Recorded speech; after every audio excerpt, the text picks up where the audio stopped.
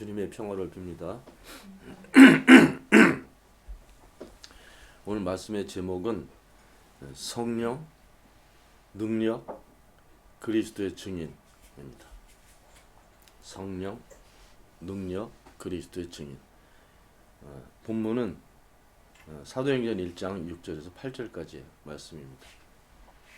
부활하신 주님께서 제자들을 찾아가셨고, 그리고 여러 차례 제자들을 만나셨습니다. 그리고 성서에 기록된 바에 의하면 한 40일 정도 많은 사람들을 만난 것으로 그렇게 기록이 되어 있습니다. 그리고 우리가 교리적으로 믿기는 그 다음에 이제 하늘로 승천하셨다 이렇게 이제 기록되어 있는데, 뭐 기록대로 믿어도 되고 또 뭐 믿을 수 없으면 안 믿어도 되고, 어찌됐든 이 부활하시고 승천하기 전에 마지막으로 제자들과 만나시는 모습이 오늘 본문의 말씀입니다. 저희들이 중요하게 봐야 될 부분이 오늘 본문에서 제자들, 사도라고 표현된 제자들의 생각하고 예수님의 생각, 다른 말로 하면 제자들의 삶의 목적하고 예수님께서 가지고 계셨던 목적, 계획, 이런 것이 서로 달라. 제자들이 예수님하고 얼마 동안 같이 있었어요? 예수님께서 한 3년 정도 그 활동을 하셨다 이렇게 기록되어 있는데, 그럼 제자들이 아주 꼬박 3년 동안 예수님하고 같이 먹고 같이 살고 같이 일하고 이렇게 했던 거예요. 3년 동안. 그것도 떨어져 있는 것도 아니고 바로 눈앞에서 같이 다녔던 거예요. 예수님께서 하시는 말씀 다 듣고, 또 잘 이해 못한 건 다 설명해 주시니까 그거 다 듣고, 그리고 예수님께서 하시는 일을 다 보고, 일어나는 기적도 다 보고,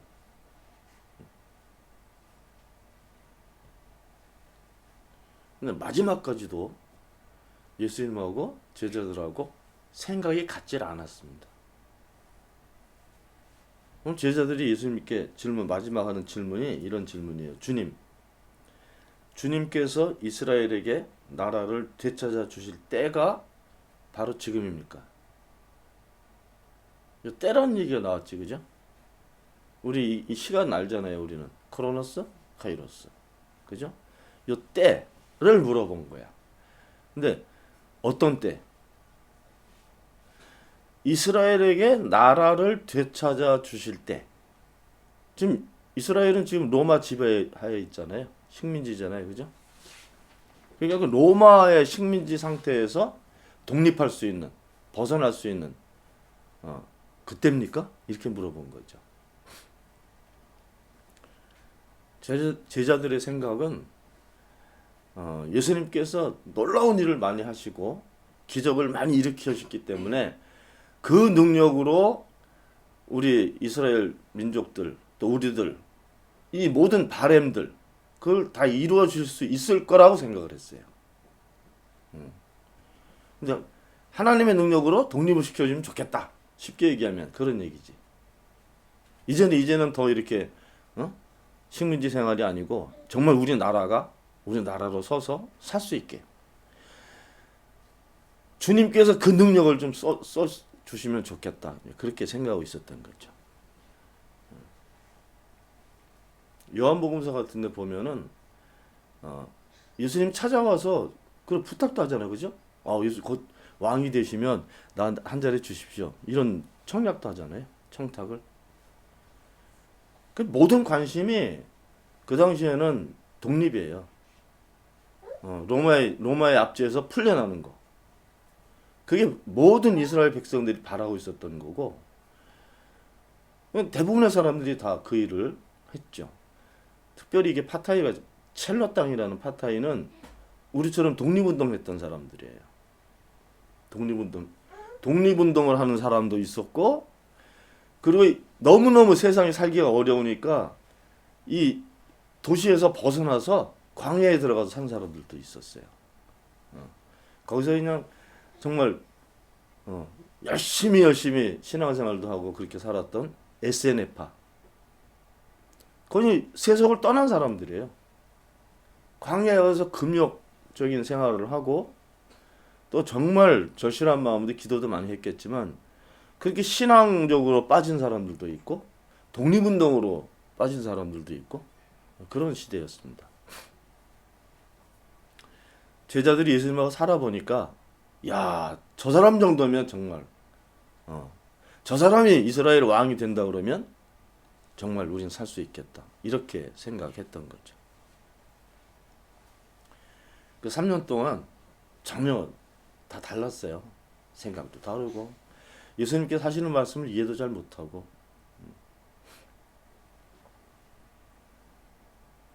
그렇게 서로 다른 생각과 목적을 가지고 살았지만 예수님께서 제자들에게 마지막 하신 말씀은 오늘 8절의 말씀입니다.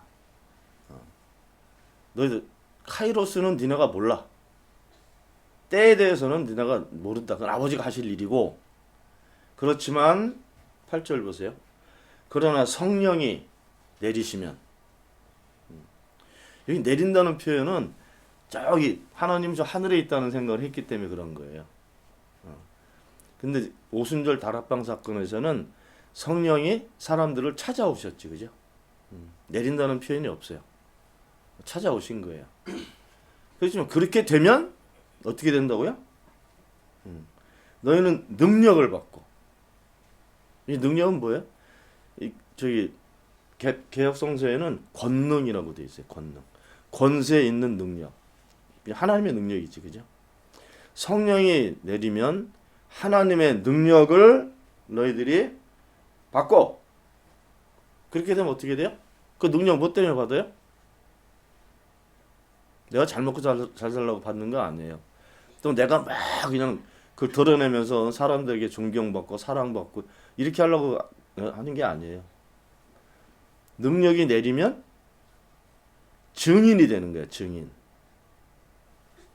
무슨 증인?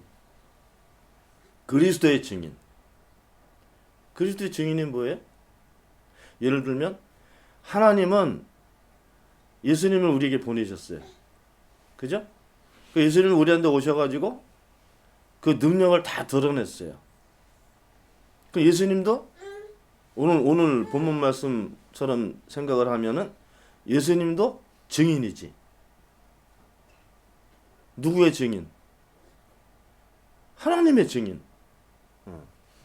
하나님의 능력을 드러내면서 하나님이 살아계시고 하나님이 역사하시고 하나님이 사람들을 이렇게 귀하게 여기시고 살리시고 고치시고 낫게 하시고 쫓아내시고 이런 일을 하나님의 능력을 드러내면서 사람들 안에서 일으키면서 하나님의 증인이에요.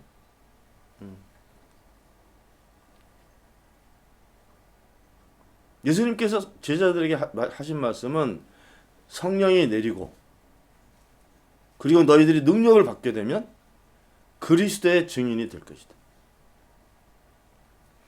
그럼 예수님 사시는 모습하고 같은 거지, 그죠? 증인으로 사는 거예요. 증인으로. 그러니까 예수님께서 오셔서 활동하신 이유와 목적은 하나님을 알리기 위해서 한 거예요. 하나님을 알고 하나님의 능력을 알게 되면 봐, 너희들 아팠던 몸이 낫게 되고 잡혀있던 귀신들이 나가게 되고 아픔과 고통 속에 살게 됐던 그런 삶이 다른 삶으로 사라지게 되고 그런 거예요. 본래 우리의 모습으로 이렇게 살게 하시려는 목적으로 하나님의 능력을 드러내시고 그 능력을 가지고 계신 분 하나님을 알리는 거죠. 그런 증인으로 사신 거예요, 예수님께서. 근데 제자들은 그런 거 생각 안 하고 살았다니까. 제자들은 야, 이거는 정말 당연히 돼야 될 일. 독립. 또 앞집에서 풀려나는 거. 이렇게 자유로워지는 거. 여기다가 목숨을 걸고 사는 사람들이에요. 실제로.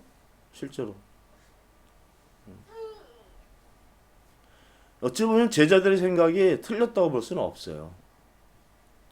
그것도 맞는 생각이지. 그죠? 그런 바람도 가지고 살아야 돼요. 왜냐하면 우리나라도 일제 압제 있을 때 그런 목숨 걸고 했잖아요. 독립운동. 왜? 우리가 자유스러워야 되니까. 나쁜 생각이 아니라고요. 그렇지만 본래 예수님께서 가지고 계신 계획과 그 목적은 제자들이 가지고 있는 것보다는 더 큰 거예요. 제자들은 어느 한 부분을 생각한다 그러면 예수님은 전체를 보고 계신 거죠. 모든 사람들에 대한 문제. 어떤 각 사람들의 어떤 바람이나 그것뿐만 아니라 그걸 포함해서 더 큰 정말 삶의 문제를 가지고 일을 하시는 거죠. 하나님은 생명이시기 때문에 하나님의 사람들을 향한 목적은 사는 거야, 사람들이. 살되 사람처럼 사는 거예요. 인간답게. 그것 때문에 사람들 안에서 능력을 드러내시고 그 능력으로 사람들을 살리시는 일을 한 거죠. 나라의 독립뿐만 아니라 살리시는 일. 사람들이 살아야 뭐가 이루어지지 않겠어요? 내가 살아야 내 가정이 살고, 내 가정이 살아야 사회가 살고, 사회가 살아야 나라가 사는 거지. 신앙의 문제는 어떤 목적을 가지고 그것을 이루는 것이 아니라 삶의 문제예요. 사느냐 죽느냐. 살기 위해서, 그죠?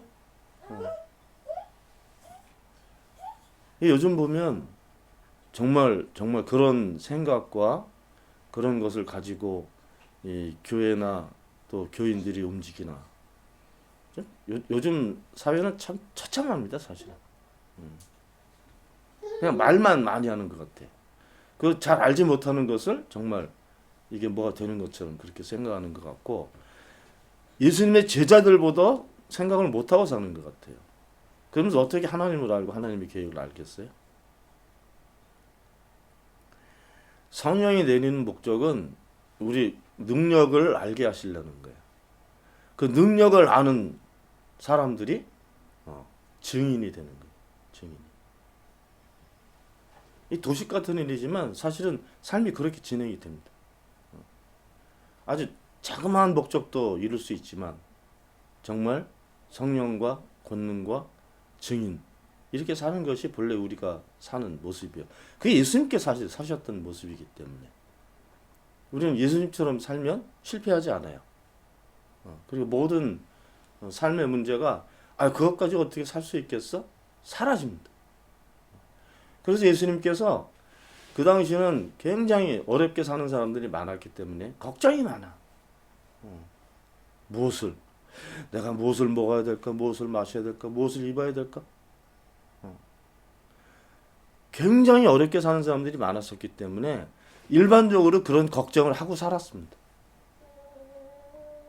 그때 예수님께서 하신 말씀, 야 너희들 걱정하지 마. 너희들이 걱정한다고 해서 너희 머리카락이 더 잘 자랄 수 있냐? 잘 되겠냐? 저 들판에 있는 저 들꽃들을 좀 봐라. 아름답지 않아? 하나님께서 저는 들꽃도 돌보시는데 너희들을 돌보시지 않겠냐? 날마다 걱정하지 말고 걱정할 것 같으면 하루만 해. 하루. 오늘 걱정만 해라. 내일까지 걱정하지 말고. 그리고 먼저는 하나님의 나라와 의를 구해라.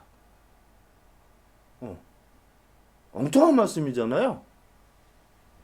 삶에 걱정을 하고 사는 사람들한테 먼저는 하나님의 나라와 의를 구해라. 이게 무슨 말이에요?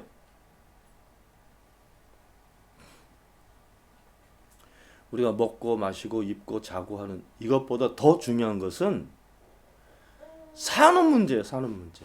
사느냐 죽느냐. 살아도 고통스럽게 살 수 있잖아요. 아픔 속에 살 수 있잖아요. 병들어 살 수도 있잖아요. 귀신 들릴 수도 있고. 지금 살되 하나님께서 만든 사람 그 본질의 모습대로 사는 것. 그 방법이 하나님에게 있는 거예요. 하나님께서 가지고 계시는 그 방법이 사람에게 닿으면 병도 낫고 귀신도 쫓겨나가고 아픔도 사라지고 사는 거예요. 저 들판에는 들꽃도 저렇게 보살피시는데 하물며 너희들일까 보냐. 성령이 내리시면 능력을 받아. 그 능력을 받게 되면 모든 삶의 시각과 생각과 삶의 모습이 엄청나게 커집니다. 알게 되는 거야. 요만큼 알았던 게 알게 되는 게 더 크게. 다 그렇게 사는 거예요. 그걸 알고 나서 그때부터 이제 사는 거예요. 예수님의 제자들도 이 성령이 찾아오셔서 오순절 그걸 알고 난 다음에 다 바깥 숨었던 방에서 다 바깥으로 나가서 베드로가 설교를 해요. 그때는 예수를 믿는 사람들은 잡아서 감옥에 넣고 죽일 수 있는 그런 법안이 통과됐던 시대예요.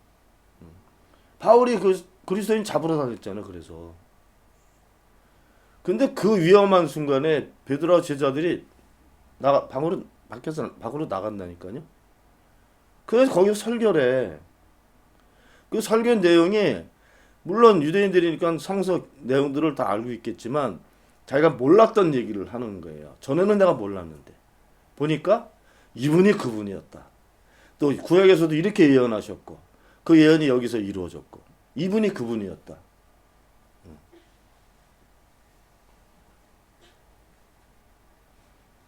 신앙은 아는 거예요. 알게 되는데 성령이 내리고 우리가 능력을 받게 되면 그때는 알게 되는 거예요. 하나님도 알게 되고 하신 일도 알게 되고 왜 하셨는지도 알게 되고 그때부터 성서를 읽어보세요. 성서를 알게 되지. 훈련으로 되는 거 아니에요.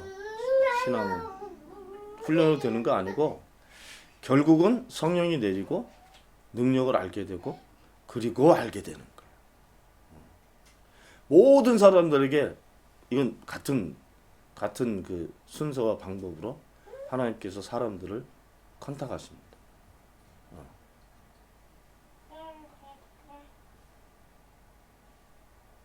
그 수 개념이 있잖아요. 우리는 이제 저희들은 70년대, 80년대 이렇게 한국 교회에서 생활을 했었기 때문에 그 70년대, 80년대에는 우리 한국 교회가 대단히 크게 성장하는 그런 부흥기였습니다. 부흥기. 교회도 엄청나게 많이 생겼고 교인들도 엄청나게 많이 불어났던 그런 시기입니다. 그때가 60년대만 해도 50년, 60년대만 해도 교인이 한 30만 정도밖에 안 됐었다 그래요. 한 30만. 근데 70년대, 80년대 넘어오면서 그 숫자가 맞는지 모르지만 1000만. 캐톨릭 또한 캐톨릭 합치면 진짜 1000만 넘는다 그래요. 교회가 얼마나 많이 생겼는지 이 교회당 짓지 못하면 건물에 들어가서 건물을 빌려서 예배를 드리고 그랬죠. 그러니까 건물마다 십자가가 걸려 있었어. 건물마다. 새벽에 보면 막 뻘게 십자가가 다 네온 사인 그거 가지고 만들어가지고 그렇게 교인들이 많아졌어요. 그 지금 30년 지난 다음에 교회 현실을 보세요. 사람들이 싫어해. 여러 가지 형태로 많이 바뀌었고 자기들 생각과 주장이 더 강해졌고 예수님처럼 살려고 하지만 그냥 산다고 하지 실제로는 못 사는 그런 모습으로 다 바뀌어버렸잖아요. 우리나라뿐만 아니라 전 세계가 다 그렇죠. 부패하고 타락하고 본질에서 멀어지고 그 본질적인 얘기를 누군가가 하면 맞다 이렇게 들어. 예를 들면 캐톨릭 같은 프란시스코 교황이 한마디 하잖아요. 그럼 세계적으로 다 이렇게 언론에서 대서 특비를 하죠. 근데 아무 얘기도 아니야. 그냥 교회 안에서 평등해야 된다. 그러고 그리고 캐톨릭 역사상 처음으로 이제 여자 직원들 쓰기 시작하고 그런 거거든요. 캐톨릭 안에서는 남녀 차별이 굉장히 심합니다. 여자 신부 없잖아요. 없어 여자 신부. 루터교는 여자 목사가 있어요. 근데 이게 캐톨릭에는 없어. 그러면서 교회 안에서 평화, 평등을 얘기할 수 있어요? 없죠. 교회 안에서는 안 하고 언론으로 흘리는 거야. 어? 남녀 평등해야 된다. 뭐 좀. 본질적인 것은 그냥 사람들이 회의해가지고 기획해가지고 이렇게 해서 이루어지는 게 아닙니다. 성령이 내리시고 능력을 받았을 때 그때서 이게 맞는 건지 틀린 건지 알게 돼. 알게 된다니까요. 믿으면 아는 거예요. 하나님을 알게 되면 그 하나님을 알게 된 사람은 자기 안에서부터 차별이 없어져. 그러면 내가 얼마나 소중한지, 사람이 얼마나 소중한지 그걸 알게 된다고요. 소중하게 생각하는 것만큼 사는 거지. 하나님께서 우리를 소중하게 생각하셨기 때문에 우리한테 역사하시는 거잖아요. 예수님도 마찬가지. 사람이 귀하지 않는데 왜 사람을 고쳐?